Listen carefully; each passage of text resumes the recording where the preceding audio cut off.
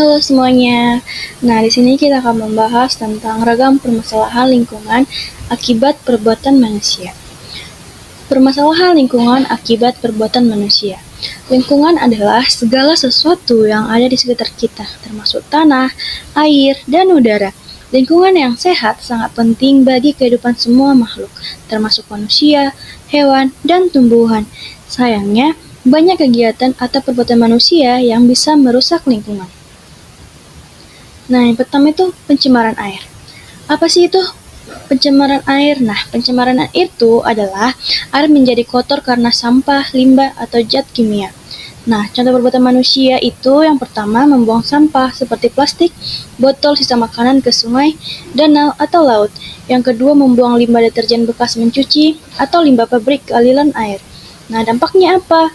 Nah, dampaknya itu air menjadi tidak layak diminum, ikan dan hewan air lainnya dan bisa mati, dan air di sungai atau laut menjadi bau dan kotor.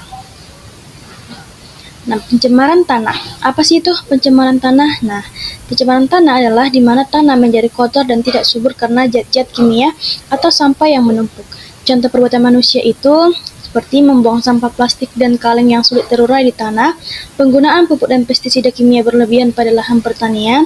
Nah, dampaknya itu tanah menjadi tidak subur untuk ditanami dan racun bisa masuk ke dalam sayuran atau buah yang kita makan. Yang kedua ada kerusakan hutan atau deforestasi, di mana hutan adalah paru-paru dunia karena menghasilkan banyak oksigen yang kita hirup. Kerusakan hutan terjadi ketika pohon-pohon ditebang atau hutan dibakar. Contoh perbuatan manusia itu seperti yang pertama, penebangan pohon secara liar untuk mendapatkan kayu. Kedua, pembukaan lahan dengan cara membakar hutan untuk dijadikan perkebunan atau perumahan. Nah, dampaknya apa? Yang pertama, hewan kehilangan tempat tinggal atau habitat sehingga terancam punah. Kedua, terjadinya banjir dan tanah longsor karena tidak ada akar pohon yang menahan air. Ketiga, udara menjadi lebih panas karena berkurangnya pohon penghasil oksigen. Nah, ketiga itu ada penumpukan sampah, di mana sampah adalah sisa-sisa kegiatan kita sehari-hari. Jika tidak dikelola dengan baik, sampah bisa menumpuk dan menimbulkan masalah. Contoh perbuatan manusia itu yang pertama, terlalu banyak menggunakan barang sekali pakai seperti kantong plastik, botol air, atau styrofoam. Yang kedua itu membuang sampah tanpa memilah antara sampah organik atau sisa makanan dan anorganik plastik.